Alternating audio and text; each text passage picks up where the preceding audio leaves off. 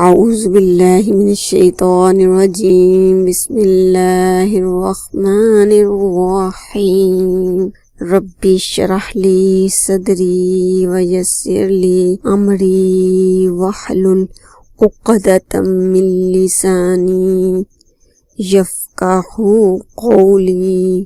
آج ہم اللہ کی توفیق اور اس کی رحمت سے 16واں سپارہ پڑھیں گے۔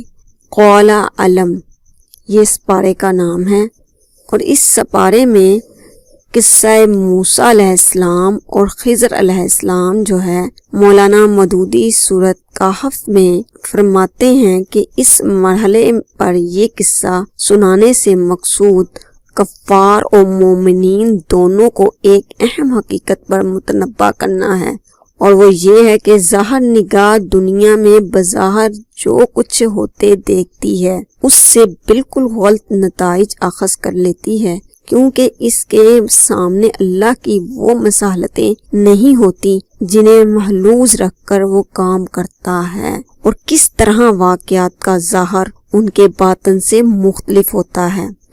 حضرت موسیٰ علیہ السلام کا یہ سفر اللہ تعالیٰ کے حکم سے تھا، اور ان کو منزل مقصود کی علامت یہاں بتائی گئی تھی کہ جہاں ان کے ناشتے کی مچھلی غائب ہو جائے گی وہاں آپ کی ملاقات ایک شخص سے ہوگی اور اس سے آپ علم حاصل کریں گے۔ حضرت موسیٰ علیہ السلام جاتے ہیں اور 2 دریاؤں کے سنگم پر ان کی ملاقات حضرت خضر علیہ السلام سے ہوتی ہے، جن کے بارے میں علماء کا گمان غالب یہ بھی ہے کہ یہ انسان نہیں، کوئی فرشتہ تھے جو انسانی شکل میں آئے تھے۔ حضرت موسیٰ علیہ السلام نے ان سے کہا، کیا میں آپ کی صحبت اختیار کر سکتا ہوں کہ جو علم اور دانائی اللہ نے آپ کو دی ہے اس میں سے کچھ سیکھ سکوں؟ انہوں نے کہا، آپ میرے ساتھ صبر نہیں کر سکتے، کیونکہ جس چیز کا علم نہ ہو اس پر صبر نہیں ہو سکتا۔ موسیٰ علیہ السلام نے کہا، نہیں، میں صبر کروں گا اور آپ مجھے فرما بردار پائیں گے۔ تو پھر حضرت خضر علیہ السلام نے ان سے کہا کہ ٹھیک ہے، آپ مجھ سے تب تک کوئی سوال نہیں کریں گے جب تک میں خود نہ بتاؤں۔ دونوں آگے چلتے گئے اور ایک کشتی پر سوار ہو گئے، اور اترتے ہوئے حضرت خضر علیہ السلام نے کشتی میں سوراخ کر دیا تو حضرت موسیٰ علیہ السلام نے فوراً بولا، آپ نے یہ کیا کشتی میں سوراخ کر دیا ہے؟ انہوں نے یاد کروایا کہ آپ کچھ نہیں پوچھیں گے۔ آگے گئے، ایک بچہ کھیلتا ہوا نظر آیا، اس بچے کو حضرت خضر علیہ السلام نے قتل کر دیا۔ حضرت موسیٰ علیہ السلام سے صبر نہ ہو سکا اور کہنے لگا، آپ نے یہ کیا کیا؟ بہت برا کام کیا۔ حضرت خضر علیہ السلام نے کہا، اب اگر آپ نے سوال کیا تو ہماری علیحدگی ہو جائے گی۔ حضرت خضر علیہ السلام نے اگلے مقام پر جا کر ایک ایسی بستی جنہوں نے آپ کی میزبانی سے انکار کر دیا تھا، حضرت خضر علیہ السلام نے گرتی ہوئی دیوار کو درست کر دیا۔ حضرت موسیٰ علیہ السلام پھر بول پڑے، آپ نے یہ کیا کیا؟ ان سے کوئی اجرت ہی لے لیتے۔ تو حضرت خضر علیہ السلام نے کہا، اب میری اور آپ کی جدائی ہے، اور وہ تینوں کام جو انہوں نے کیے تھے ان کی وجوہات بتائیے۔ کہ کشتی جو تھی وہ غریب مزدوروں کی تھی، آگے کوئی ظالم بادشاہ تھا جو کشتی چھین لیتا تھا، اس لیے اس کو عیب دار کر دیا کہ بادشاہ چھین نہ لے وہ کشتی۔ اس قتل کیے جانے والے لڑکے کے والدین مومن تھے، اور اندیشہ تھا کہ یہ بچہ بڑا ہو کر سرکشی اور کفر کرے گا، تو اللہ تعالیٰ نے چاہا کہ ان کو نئی اور نیک اولاد دے، اس لیے اس لڑکے کو قتل کر دیا۔ اور اس بستی کی دیوار کی تعمیر کی حقیقت یہ ہے کہ دیوار کے نیچے 2 یتیم بچوں کے لیے خزانہ تھا۔ ان کا باپ ایک نیک شخص تھا، اور اس دیوار کو اس لیے اٹھا دیا جب تک یہ بالغ ہوں ان کا خزانہ محفوظ رہے، اور بتایا کہ یہ سارے کام انہوں نے اپنی مرضی سے نہیں بلکہ اللہ کے حکم سے کیے تھے۔ یہ آیات مومن کو بہت زیادہ اطمینان بخشتی ہیں کہ اللہ تعالیٰ کے ہر حکم کے پیچھے کوئی نہ کوئی مصلحت ہوتی ہے اور انسان کو اپنے رب کی رضا پر راضی رہنا چاہیے۔ تیسرے واقعے سے یہ بھی معلوم ہوتا ہے کہ نیک والدین کی اولاد بھی اللہ تعالیٰ حفاظت کرتا ہے اور اس کی جو ضروریات زندگی ہیں ان کی بھی حفاظت کرتا ہے، اور ان کی نیکی کا صلہ نسل در نسل چلتا ہے۔ قصہ ذوالقرنین اب آگے چل کے آتا ہے۔ ان کے بارے میں بھی کفار مکہ نے پوچھا تھا تو ذوالقرنین کا واقعہ بیان کر کے بتایا گیا ہے کہ اقتدار ایک آزمائش ہے، اور یہ کہ وہ ایک مثالی حکمران تھے،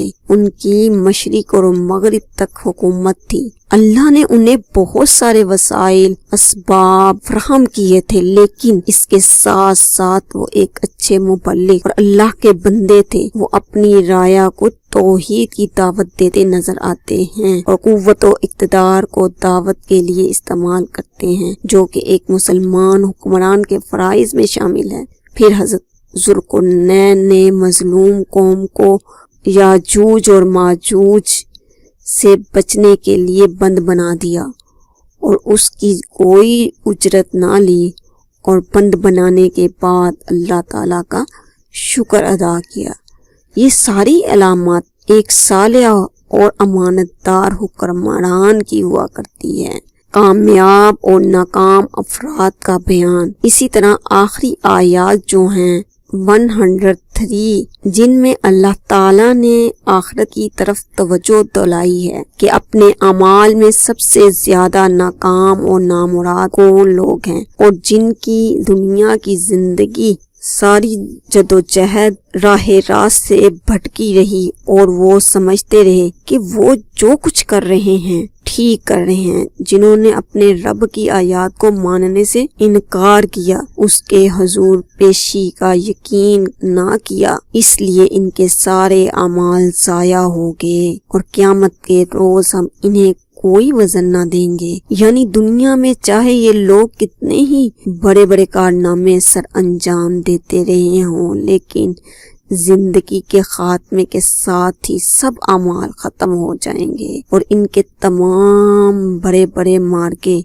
جن پر وہ فخر کرتے تھے کوئی چیز بھی اللہ کے ہاں نہ پہنچے گی۔ وہاں کوئی چیز اگر پہنچتی ہے تو میری پیاری بہنوں وہ خالص نیت ہے، اور ایسے اعمال ہیں جو اللہ کی رضا کے لیے کیے جاتے ہیں۔ اگلی سورت جو ہے سورت مریم ہے، اور یہ سورت اس وقت نازل ہوئی تھی جب مکہ میں بہت زیادہ ظلم و ستم ہو رہا تھا۔ صحابہ کرام رضوان اللہ علیہم اجمعین کو ہجرت حبشہ کا حکم دیا گیا۔ حبشہ میں عیسائی رہتے تھے، اور حبشہ کا بادشاہ جو تھا ایک عیسائی اور رحم دل حکمران تھا۔ وہاں جانے سے پہلے یہ سورت نازل ہوئی، اور اس میں حضرت عیسیٰ علیہ السلام کی پیدائش اور حضرت مریم علیہ السلام کی زندگی کے بارے میں مسلمانوں کو تاریخ اور علم دیا گیا تھا کہ وہاں جائیں تو ان کے پاس علم ہونا چاہیے کہ جو سوال ان سے کیے جائیں ان کے جوابات یہ دے سکیں، اور جس صورتحال اور معاشرے میں وہ جا رہے ہیں اس کا مقابلہ کر سکیں۔ ضرورت کے مطابق خطبات نازل ہوتے رہے، صحابہ اکرام علیہم اجمعین ان کے مطابق عمل کرتے رہے۔ حضرت یحییٰ علیہ السلام کا ذکر آیا ہے سورت مریم آیت نمبر 1۔ حضرت زکریا علیہ السلام کا تذکرہ ہے کہ اللہ تعالیٰ نے کس طرح سے انہیں معجزانہ طور پر بڑھاپے میں حضرت یحییٰ علیہ السلام جیسا بیٹا عطا کیا، اور یہاں عیسائیوں کو خود اپنی تاریخ سے اللہ تعالیٰ کی توحید کی ایک دلیل فراہم کی گئی، اور حضرت یحییٰ علیہ السلام کی تعریف کی گئی کہ وہ نرم خو، پاکیزہ اور تقوی والے تھے، والدین کے مطیع و فرما بردار تھے، جبار اور نافرمان نہیں تھے۔ آیت نمبر 41 میں حضرت ابراہیم کی دعوت توحید کا تفصیل سے ذکر کیا گیا ہے کیونکہ عیسائی اور یہودی دونوں حضرت ابراہیم علیہ السلام کو اپنا رہنما تسلیم کرتے تھے۔ یہ لوگ صرف اپنے باپ دادا کی تقلید میں رسول اللہ صلی اللہ علیہ وآلہ وسلم کی دعوت کا انکار کر رہے تھے۔ ان لوگوں کے لیے حضرت ابراہیم علیہ السلام کی زندگی میں ایک نمونہ ہے، جن کے والد مشرک تھے، لیکن حضرت ابراہیم علیہ السلام باپ دادا کی تقلید کے بجائے اللہ تعالیٰ کی توحید پر ایمان لائے، اللہ تعالیٰ کی ہدایت پر عمل کیا اور زبردست عظمت اور استقامت کا مظاہرہ بھی کیا۔ یہ سارا واقعہ اس سورت کے اندر ہے۔ سورت طٰہٰ، یہ سورت مریم کے بعد ہجرت حبشہ سے کچھ پہلے نازل ہوئی اور اس دور میں نازل ہوئی جب حضرت عمر فاروق رضی اللہ تعالی عنہ ایمان لائے تھے۔ جب وہ اپنی بہن کے پاس غصے میں جاتے ہیں تو وہ لوگ سورت طٰہٰ پڑھ رہے تھے، جسے سن کر حضرت عمر فاروق رضی اللہ تعالی عنہ متاثر ہوئے تھے اور مسلمان ہوئے تھے۔ اس مرحلے پر سورت طٰہٰ کے نزول کا مقصد ایک طرف تو قریش مکہ کو نبی کریم صلی اللہ علیہ وآلہ وسلم کی رسالت کا مقصد اور طریقہ کار کو سمجھانا تھا، اور دوسری طرف جو نوجوان نبی کریم صلی اللہ علیہ وآلہ وسلم پر ایمان لا رہے تھے انہیں حضرت موسیٰ علیہ السلام کی زندگی، ان کی جوانی، ان کے پورے تجربے سنا کر ان کی تربیت کرنا تھا۔ اس صورت میں حضرت موسیٰ علیہ السلام کا قصہ کافی تفصیل سے بیان کیا گیا ہے اور ان کے مختلف مرحلے بتا کر مومنین کو ایک طرف تسلی دی گئی ہے اور دوسری طرف قریش مکہ کو دھمکیاں دی گئی ہیں کہ حضرت موسیٰ علیہ السلام کے ساتھ جو کچھ کیا گیا تھا وہی تم لوگ نبی کریم صلی اللہ علیہ وآلہ وسلم کے ساتھ کر رہے ہو، اور جو انجام فرعون کا ہوا تھا وہی انجام تمہارا ہوگا۔ حضرت موسیٰ علیہ السلام کو اپنی عبادت کا حکم۔ حضرت موسیٰ علیہ السلام کا قصہ بیان ہوا ہے۔ ابتدا میں جب ان کو نبوت ملتی ہے اس کا تذکرہ ہے کہ اللہ تعالیٰ نے جیسے ہی انہیں نبوت دی پہلا حکم یہ دیا کہ آپ میرا ذکر کریں، میری عبادت کریں اور نماز پڑھیں۔ پھر حضرت موسیٰ علیہ السلام اور ان کے بھائی کو کچھ نشانیاں دے کر بھیجا اور دلائل کے ساتھ دعوت پہنچانے کا حکم دیا، اور حکم دیا کہ میرے ذکر میں سستی نہ کریں، یعنی دعوت بھی پہنچائیں اور ساتھ ساتھ اللہ کا ذکر بھی کرتے رہیں۔ یہی دعوت کو متاثر کن بنانے کا ذریعہ ہے کہ خود بھی عمل کرنا ہے اور ساتھ ساتھ دوسروں تک دعوت بھی پہنچانی ہے، اور نمازوں میں اور ذکر و اذکار میں قرآن میں بالکل کوتاہی نہیں کرنی۔ حضرت موسیٰ علیہ السلام کی دعوت اور فرعون کا مقابلہ۔ آیت نمبر 48 میں حضرت موسیٰ علیہ السلام جب فرعون کے دربار میں نشانیاں لے کر پہنچتے ہیں، فرعون کے جملے اہم ہیں۔ کہنے لگا، اے موسیٰ علیہ السلام، کیا تو ہمارے پاس اس لیے آیا ہے کہ اپنے جادو کے زور سے ہم کو ہمارے ملک سے نکال باہر کرے؟ پھر فرعون پلٹا اور اپنے سارے ہتھ کنڈے جمع کیے، جادوگروں کو بلایا، درباریوں کو بلایا، جتنے بھی مشورے کیے وہ سب ان آیات کے اندر درج ہیں۔ فرعون نے حضرت موسیٰ علیہ السلام کو شکست دینے کے لیے جادوگر جمع کیے اور جادوگروں کا سہارا لے کر اس نے حضرت موسیٰ علیہ السلام کو ہرانے کی کوشش کی۔ حضرت موسیٰ علیہ السلام جو تھے وہ اپنی لاٹھی کے ساتھ جادوگروں کا مقابلہ کرتے ہوئے جیت گئے۔ جادوگروں نے کیا پھینکا؟